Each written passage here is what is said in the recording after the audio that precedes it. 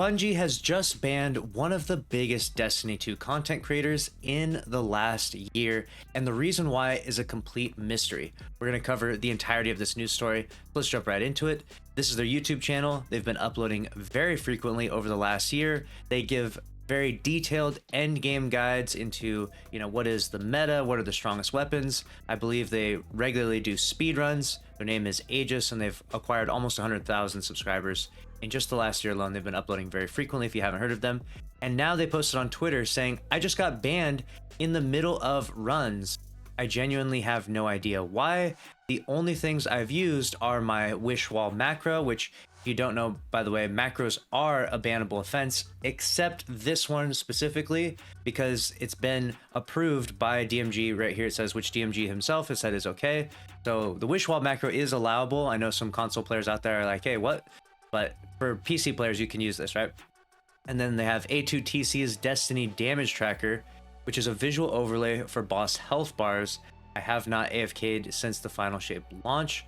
Now, I'm not sure exactly what the visual overlay for boss health bars is. I've never actually seen this work inside the game, but I'm sure this doesn't give you any sort of advantage and shouldn't be a reason to actually get banned. And then they also lastly mentioned that they haven't been AFKing since the Final Shape launch, when Bungie changed their terms of service and their approach to that, making sure that people aren't just, sitting AFK macroing inside Destiny 2, farming up loot and stuff like that. So basically they've covered all their bases of all the things that would actually get them banned.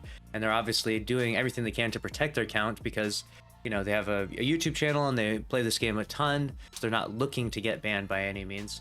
And I myself, I've weighed in on my opinion many times about this, but I believe them because they don't seem like the type of person that would ever need to cheat for any reason. So we'll see what the end result is if once Bungie investigates this, if they actually investigate it, because we have seen in the past where they don't, but this is obviously getting a ton of traction.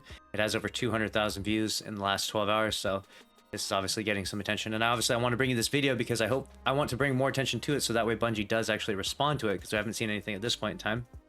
You can see the community's response here. I was just joking. I said, using the wish wall macro, forget the ban, throw this guy in jail. It was just a joke. And then ATP, he's also being sarcastic. You know what you did.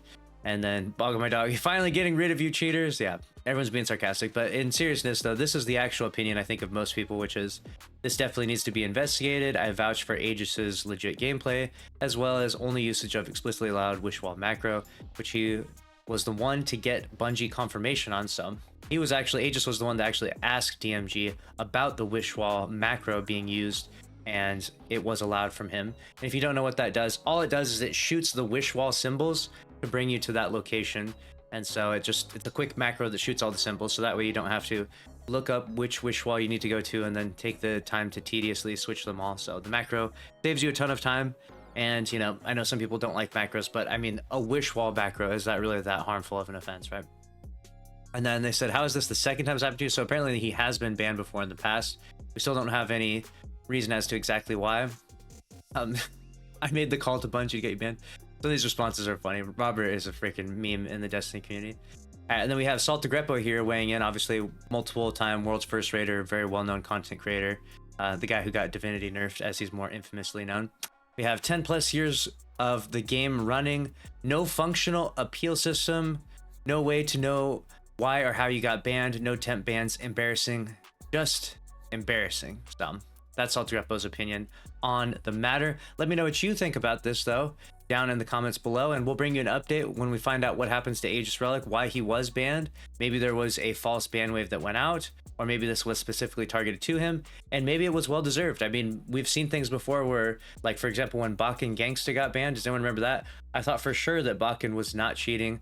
I was like, there's no way this is actually a thing that Bakken would do. And I was wrong. I was very wrong. Bakken was cheating, and he was exposed for that. So I don't think that's going to be the case here, though, but you never know. So let me know what you think down in the comments below. And that's a wrap on this news story. Make sure to subscribe, smash the like button. We'll keep you up to date on all things Destiny 2. See you in the next one. Later.